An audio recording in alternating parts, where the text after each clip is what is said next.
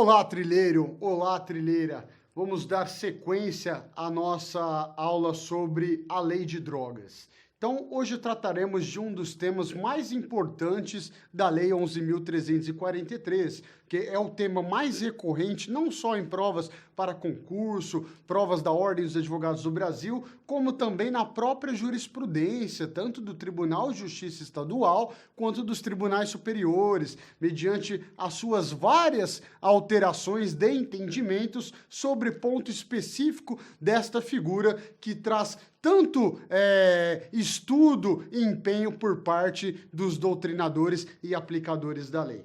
Pois bem, em primeiro lugar, quero evidenciar do que se trata. Quando eu falo em tráfico privilegiado, afinal, o que é o tráfico privilegiado? Então, a primeira anotação mental e também no caderno é que deve ser fixado que o tráfico privilegiado é uma causa de diminuição de pena.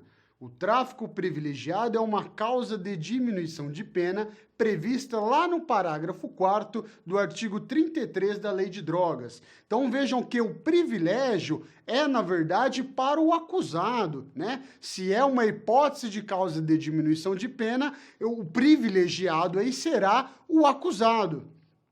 Pois bem, então o parágrafo 4º traz esta possibilidade de diminuição de pena no caso do preenchimento, e aí outra evidência muito importante é que os requisitos para a aplicação do tráfico privilegiado, eles são cumulativos, ou seja, não basta preencher um ou outro, é preciso preencher os 4 requisitos previstos lá no parágrafo 4º para o acusado ter direito à diminuição de pena. O que fala o parágrafo 4º? Veja, nos delitos definidos no caput, no parágrafo 1º deste artigo, as penas poderão ser reduzidas de 1/6 até 2/3, vedada a conversão em penas restritivas de direitos, desde que o agente seja, primeiro requisito, primário, segundo requisito, de bons antecedentes, terceiro, não se dedicar às atividades criminosas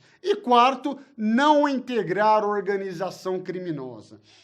Apesar de ter deixado aí no slide para vocês esta parte aí que diz que é vedada a conversão em penas restritivas de direitos, quero que vocês grifem aí, não sublinhem, né? Grifa mesmo porque isso não está mais valendo. A resolução 5 do Senado foi aprovada após o julgamento do habeas corpus 97256 no âmbito do Supremo Tribunal Federal, que declarou a inconstitucionalidade da vedação da aplicação de penas alternativas para o tráfico de drogas.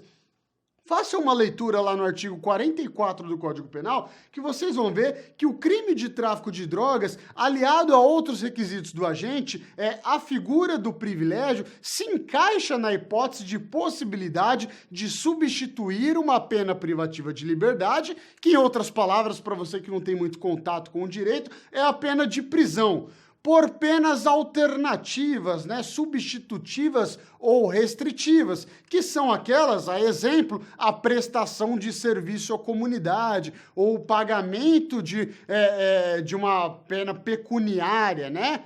A mais conhecida aí é a prestação de serviço à comunidade. Então você grifa aí porque hoje em dia não só é aceito a conversão em pena restritiva de direito, como muito aplicado nas hipóteses de tráfico privilegiado, né? Evidencia-se que para este tipo de traficante, com certeza a sua reeducação será mais eficaz através de uma pena restritiva de direito do que de uma pena privativa de liberdade, uma vez que nós sabemos que os nossos presídios são, na verdade, verdadeiras escolas do crime. Então, justamente este traficante diferente, que merece a aplicação da causa de diminuição de pena, será mais fácil evidenciar que o tráfico de drogas é crime, é ilícito e não é o caminho para a vida dele, através de uma prestação de serviço à comunidade ou mesmo de um pagamento alternativo, do que o cerceamento da liberdade deste indivíduo inserindo no sistema prisional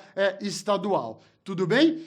Trata-se, pois, de um benefício que visa privilegiar o traficante eventual, isto é, aquele que ainda não está inserido definitivamente no mundo do crime. A evidência é que este critério eventual, ele não está na lei, então deve ser visto com muito cuidado, né? Traficante eventual não é aquele que vende droga uma semana sim, outra semana não. É aquele que eventualmente, ou seja, num período da sua vida, ele está se dedicando ao tráfico ilícito de drogas, né? Porque senão seria muito difícil fazer a prisão de alguém que vende droga num determinado dia da semana.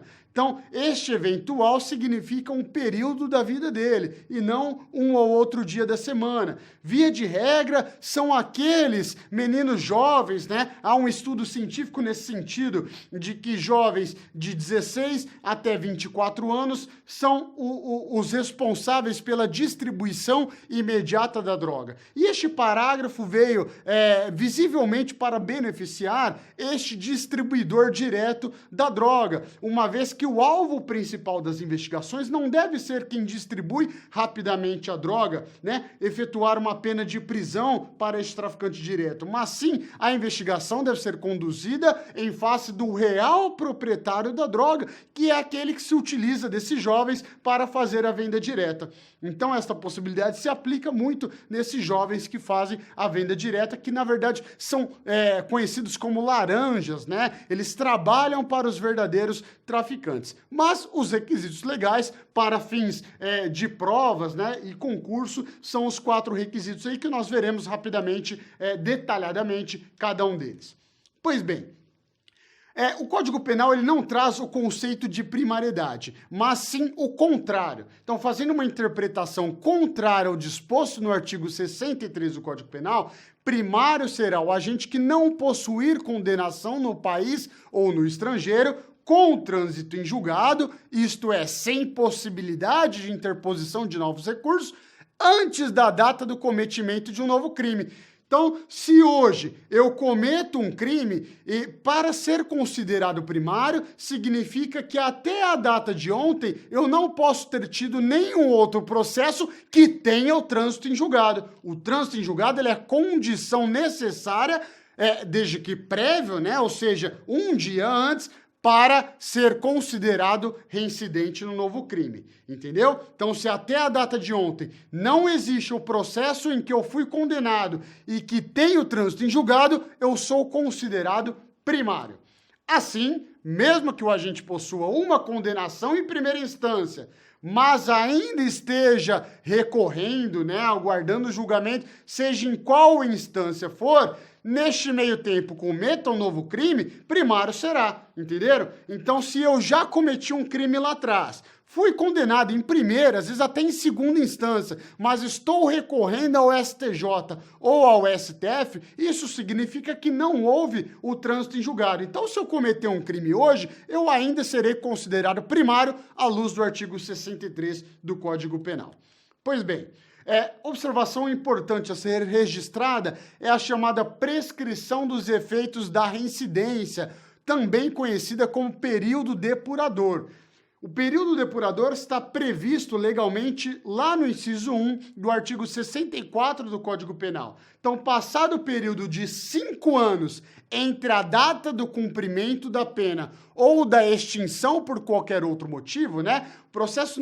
A extinção da punibilidade não ocorre só pelo cumprimento efetivo da pena, mas, a exemplo, pelo indulto, né? Que é o decreto presidencial emitido ano após ano. Então, 5 anos ou do cumprimento, ou da extinção pelo cumprimento, ou da extinção por outro motivo. O sujeito, ele retorna ao status de primário, entenderam? Se passou 5 anos que já extinguiu a punibilidade pelo cumprimento ou por outro motivo, após este quinquênio, ele será novamente considerado primário, ou como convencionou-se no processo, tecnicamente primário.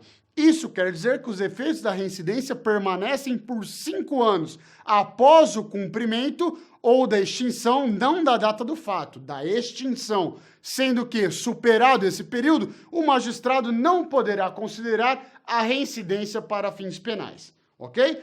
Segundo requisito é a consideração de bons antecedentes.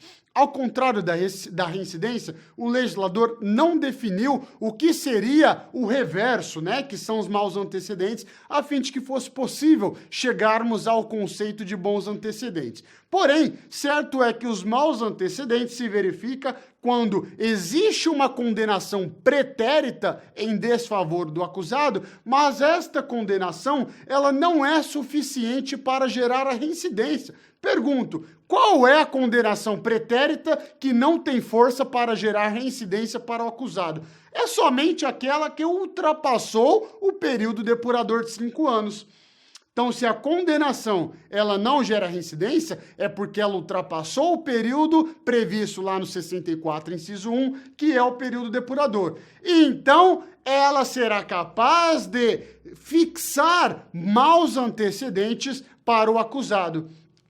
O detalhe é que na prática jurídica acaba alguns juízes, né, até mesmo o entendimento de câmara dos tribunais, consideram que inquéritos ou ações penais em curso, ainda que o sujeito tenha sido condenado, se não há o trânsito em julgado, consideram isso como maus antecedentes. Mas à luz da súmula 444 do STJ, inquéritos ou ações penais em curso não são suficientes para gerarem maus antecedentes, uma vez que, ainda que tenha sido condenado em primeira instância, mas enquanto não se esgotar a possibilidade de recurso, ele pode ser absolvido. Então não é possível presumir essa culpabilidade antecipada do agente.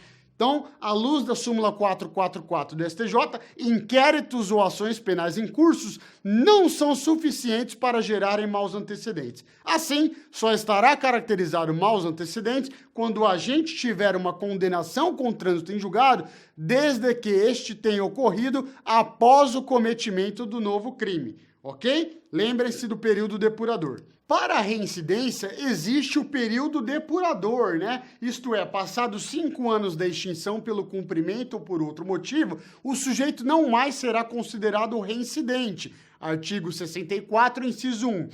Entretanto, para os maus antecedentes, não há um período depurador. Isto é, quando superado algum tempo, os efeitos desaparecem. Por isso, outra possibilidade de se considerar os maus antecedentes é quando, ainda que passado o período depurador de 5 anos, ensejando o fim dos efeitos da reincidência, os maus antecedentes ele permanecerá para fins de consideração num eventual cometimento de novo crime. Entenderam? Então, se passou 5 anos e não vai mais poder gerar reincidência, vai poder considerar como maus antecedentes.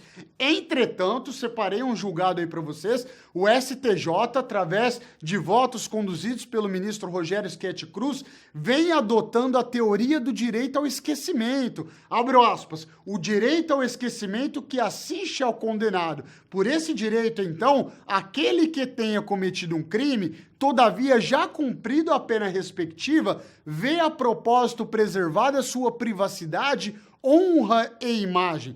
Cuida-se, inclusive, de garantir ou facilitar a interação e reintegração do indivíduo à sociedade, quando em liberdade, cujos direitos da personalidade não podem, por evento passado e expirado, ser diminuídos. Isto é, em outras palavras, o direito ao esquecimento consiste em não deixar que se perdure os maus antecedentes para o resto da vida do acusado. Se passou 10, 15, 20 anos do cumprimento da extinção de um outro processo, ele não só deverá ser considerado primário, como de bons antecedentes, à luz da teoria do direito ao esquecimento. Pois bem, espero vocês para a próxima aula, onde daremos continuação à análise dos requisitos do tráfico privilegiado. Muito obrigado e até a próxima.